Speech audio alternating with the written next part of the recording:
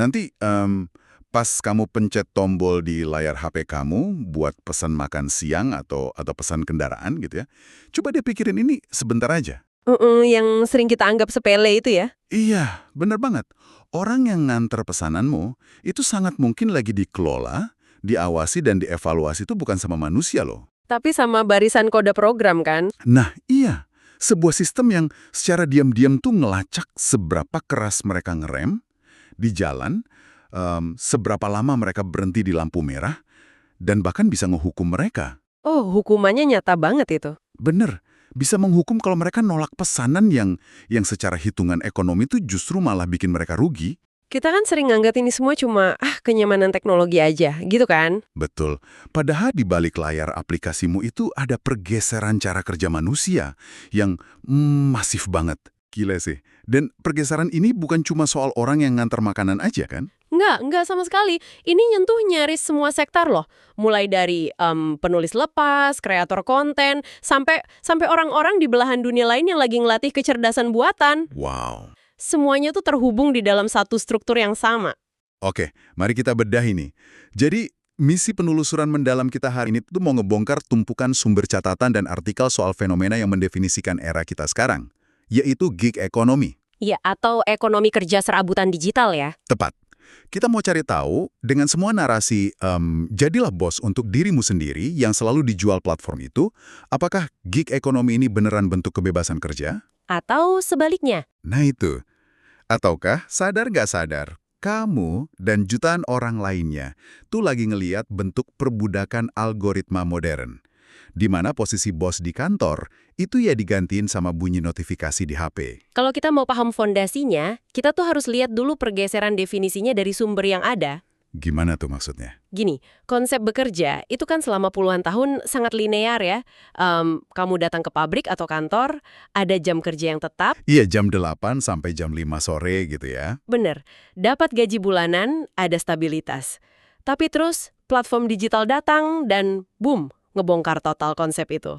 Aku baca dari sumber kita soal asal mula kata gig ini, dan analoginya tuh lumayan mencerahkan sih. Oh, yang soal musik itu ya? Iya, kata ini kan awalnya dipakai di dunia musik kan. Jadi musisi kafe dibayar per manggung atau ya per gig itu. Malam ini mereka main, mereka dapat uang. Betul. Nah, besok kafenya tutup ya. Mereka gigit jari kan, nggak ada pemasukan. Nah, model manggung ini tiba-tiba aja diaplikasikan ke jutaan orang. Nggak main-main skalanya. Nggak cuma yang pegang gitar di kafe doang, tapi yang pegang setir motor di jalanan. Atau yang buka laptop di kedai kopi sebagai freelancer. Yang menarik di sini adalah kenapa model manggung ini meledak di dunia korporat? Jawabannya tuh bermuara pada satu inovasi bisnis yang bisa dibilang sangat agresif ya. Agresif gimana? Berdasarkan sumber kita, platform ini berhasil nemuin cara paling efisien. Gimana caranya punya tenaga kerja raksasa tanpa harus nanggung beban sebagai pemberi kerja. Bentar-bentar. Punya pekerja tanpa menanggung pekerja. Maksudnya mereka secara legal tuh cuci tangan dari tanggung jawab? Ya, persis gitu. Ini bukan cuma permainan kata biar kedengeran ramah pas mereka ganti istilah karyawan jadi mitra atau partner. Oh, jadi ada trik legalnya. Betul banget. Mekanisme legalnya itu dirancang sedemikian rupa. Dengan label mitra independen, platform nggak perlu lagi mikirin asuransi kesehatan, nggak ada cuti sakit yang dibayar. Nggak ada pesangon juga pastinya. Nah itu, nggak ada pesangon kalau mereka berhenti, nggak ada UMR. Semua jaring pengaman sosial yang dulu tuh wajib di era industri konvensional dipotong bersih. Gila ya. Jadi platform dapat untung apa dari situ? Biaya operasional mereka jadi sangat rendah, sementara tenaga kerjanya luar biasa fleksibel, bisa ngikutin naik turunnya permintaan pasar setiap detiknya. Tapi tahan dulu deh.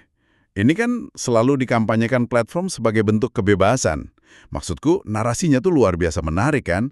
Nggak ada mesin absen sidik jari, nggak ada bos yang ngomel-ngomel. Iya, janjinya sih begitu. Kamu bebas online kapan aja. Secara teknis, kan emang bener ya. Nggak ada yang maksa si mitra ini buat buka aplikasi hari ini.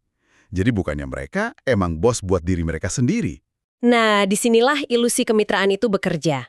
Memang sih, nggak ada bos manusia secara fisik yang berdiri di sebelah mereka. Tapi dari berbagai penelitian di sumber kita, posisi bos itu digantikan sama apa yang disebut algorithmic management. Manajemen berbasis algoritma. Tepat. mandornya itu nggak hilang, tapi berubah wujud jadi barisan kode. Dan yang bikin ngeri, cara kerja mandor digital ini justru jauh lebih brutal daripada bos manusia biasa. Kelihatannya aja bebas karena nggak absen ya. Tapi seketat apa sih pengawasannya? Soalnya, bos manusiaku di kantor aja nggak sadar tuh kalau aku diam-diam turun ke bawah beli kopi 15 menit. Wah, kalau bos algoritma ini tahu segalanya, aplikasinya tuh ngelacak lokasi pekerja secara real-time pakai GPS. Serius? Iya, sistem tahu persis jam berapa mereka online, rute mana yang mereka ambil, kecepatan rata-rata motornya, bahkan kebiasaan penggunaannya. Astaga. Dan yang lebih parah, di beberapa platform pengiriman, sensor di HP itu bisa ngelacak kalau pengemudinya ngerem terlalu mendadak atau beloknya terlalu tajam. Hah? Tunggu. Sampai cara ngerem aja dijadiin metrik penilaian? Betul banget. Semua itu dikumpulin jadi data performa. Terus sistem secara diam-diam dan otomatis mutusin siapa yang bakal diprioritasin dapat order dan siapa yang mau dihukum. Wah, berarti kalau ada pengemudi yang mau pakai kebebasan mereka buat nolak pesanan yang, let's say, kejauhan dan bikin rugi bensin mereka dihukum dong. Pasti. Sistem mencatat itu sebagai tingkat penyelesaian yang buruk. Tapi gimana cara mesin ini ngehukum? Kan nggak ada HRD yang manggil terus kasih SP. Lewat mekanisme yang sering banget disebut shadow banning atau pembatasan diam-diam. Oh, aku pernah dengar tuh istilah itu. Iya, pekerja tuh nggak pernah dikasih tahu kalau mereka lagi dihukum. Di HP mereka aplikasinya kelihatan normal, layarnya nyala, nyari pesanan gitu kan?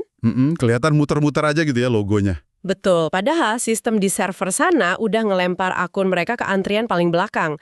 Namanya masa pendinginan atau cooldown period. Gila. Selama 30 menit atau bisa berjam-jam, HP mereka tuh sunyi, gak ada orderan masuk satupun, dan hukuman diam-diam ini yang bikin ketakutan ekonomi yang luar biasa. Pantesan aja banyak yang kerja sampai belasan jam di jalan. Kalau algoritmanya setiran itu, narasi bos buat diri sendiri itu cuma ilusi ya? Sangat ilusi. Ditambah lagi, sistem ini pakai mekanisme gamifikasi, persis kayak cara kerjanya kasino. Kasino? Gimana tuh maksudnya? Aplikasi itu pakai taktik psikologis. Ada yang namanya streak atau target beruntung.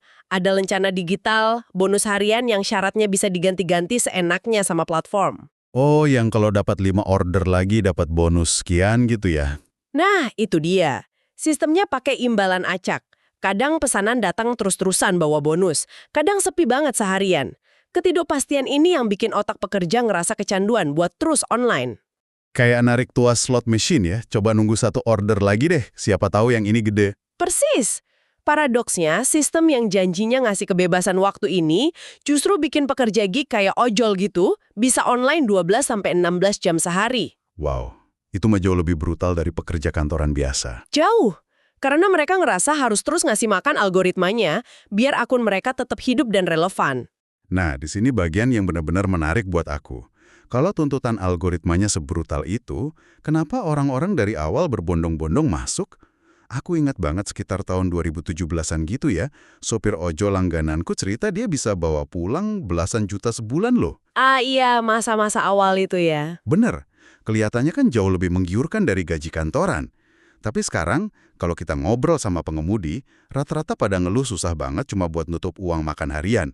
Sebenarnya apa sih yang terjadi sama uangnya? Kalau kita hubungkan dengan gambaran besarnya, yang kamu ceritain tadi itu adalah fase yang di dunia startup disebut bakar uang. Oh, bakar uang investor ya? Iya, di awal kemunculannya, perusahaan-perusahaan ini kan belum nyetak untung. Mereka didanai sama modal ventura raksasa. Uang ini secara harfiah dibakar buat mensubsidi seluruh ekosistem.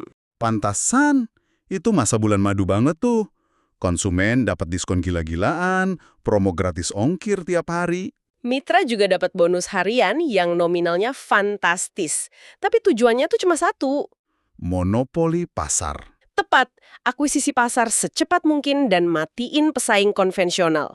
Begitu konsumen udah terbiasa sama yang serba murah dan instan, dan pasarnya udah dikuasai, nah disitulah realitas aslinya muncul. Pas investor mulai minta balik modal dan nagih profit ya? Bener banget.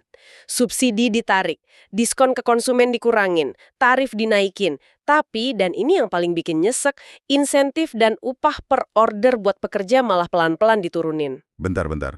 Biar aku perjelas sesuatu yang bikin aku merinding pas baca sumber kita.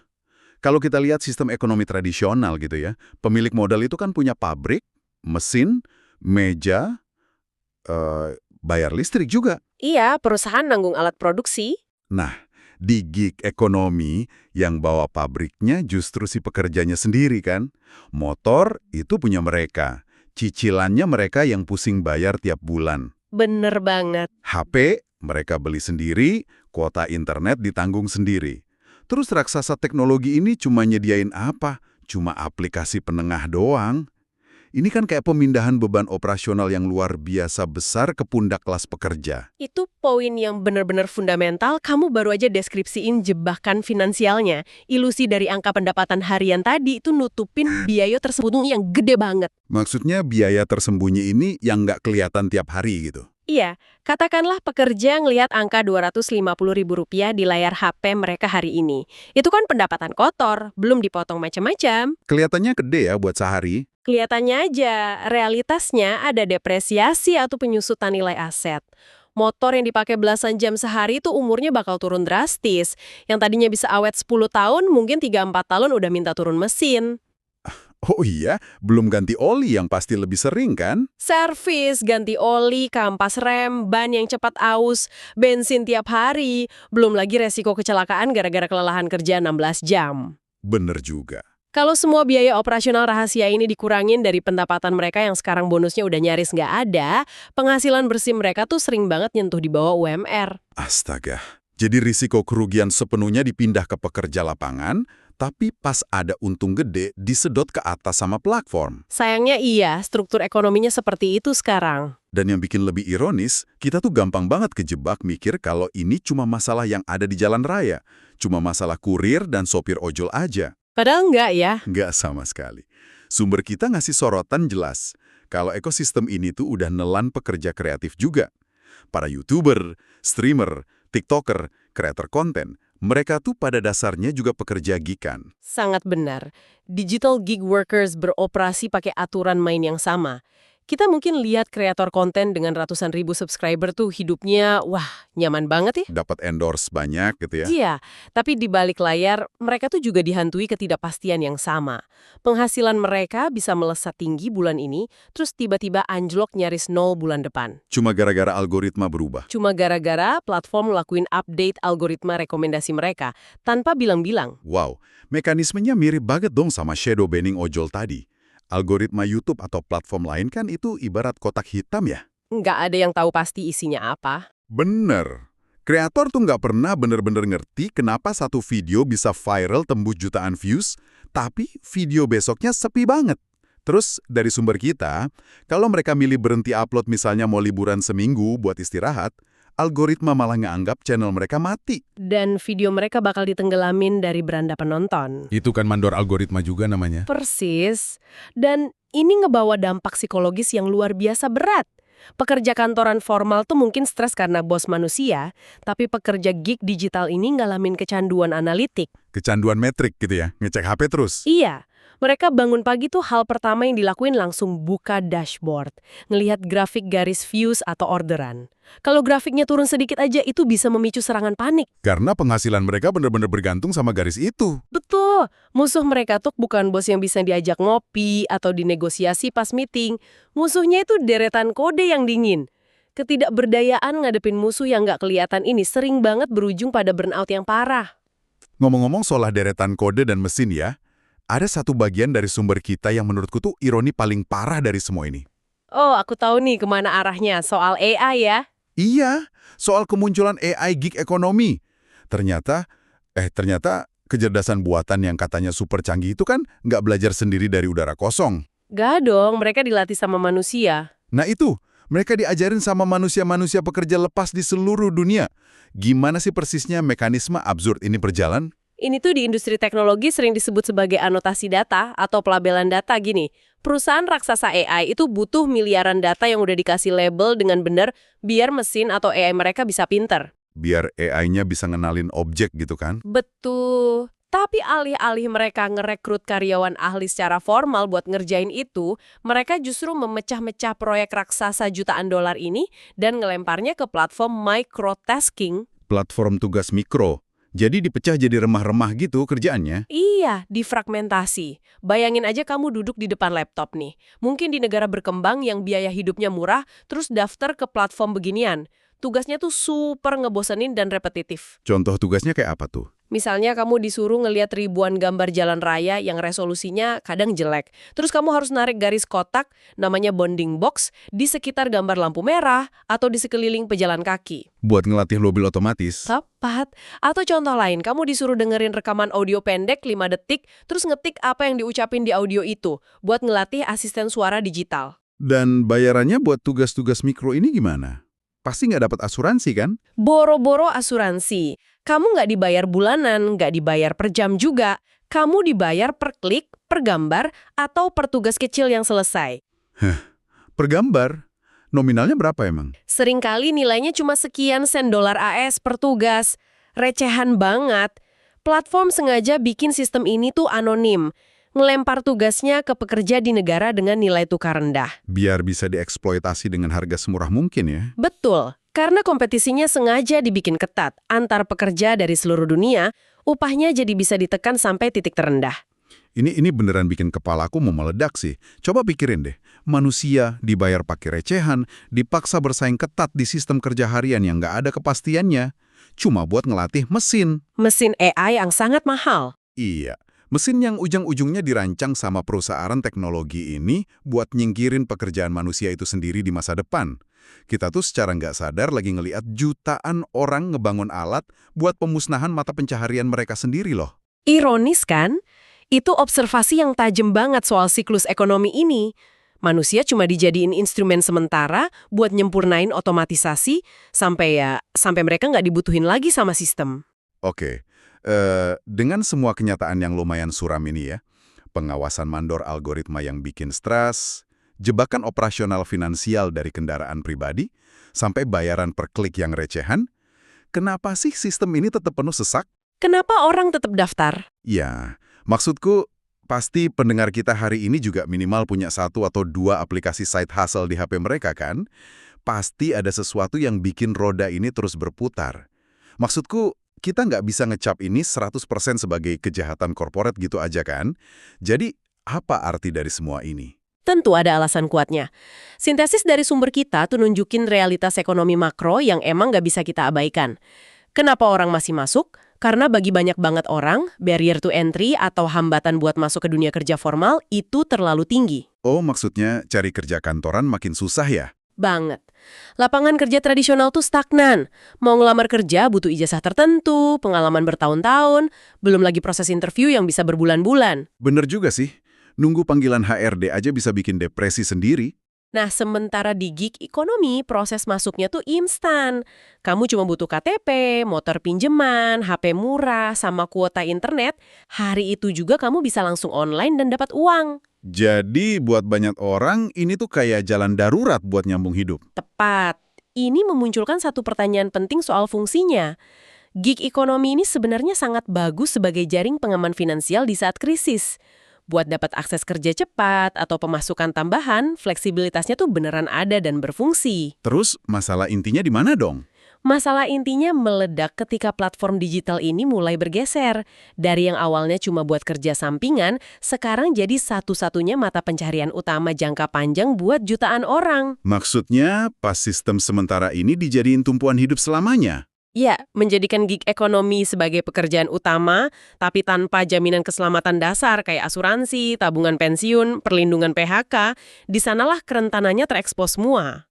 Pekerja nanggung semua risiko fluktuasi ekonomi sendirian di jalanan? Betul, dan karena perusahaan itu sangat mencintai efisiensi operasional dari model begini, sistem ini nggak akan hilang. Perusahaan bakal ngeraih kekuatan pelobian yang masif buat mastiin pekerja ini statusnya tetap mitra, bukan karyawan.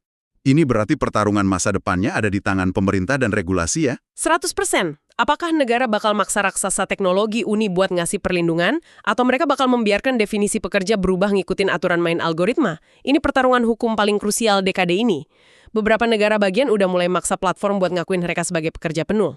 Tapi platform pasti ngelawan balik, Don. Oh jelas, mereka ngeluarin jutaan dolar buat kampanye referendum pakai argumen kalau regulasi itu bakal matiin inovasi dan ngilangin fleksibilitas pekerja. Tarik-menarik ini belum nemu titik akhirnya. Wow, penelusuran mendalam hari ini benar-benar ngasih kita perspektif yang selama ini ketutup sama promo gratis ongkir atau video viral di FYP ya. Mudah-mudahan ngebuka mata pendengar kita juga. Amin.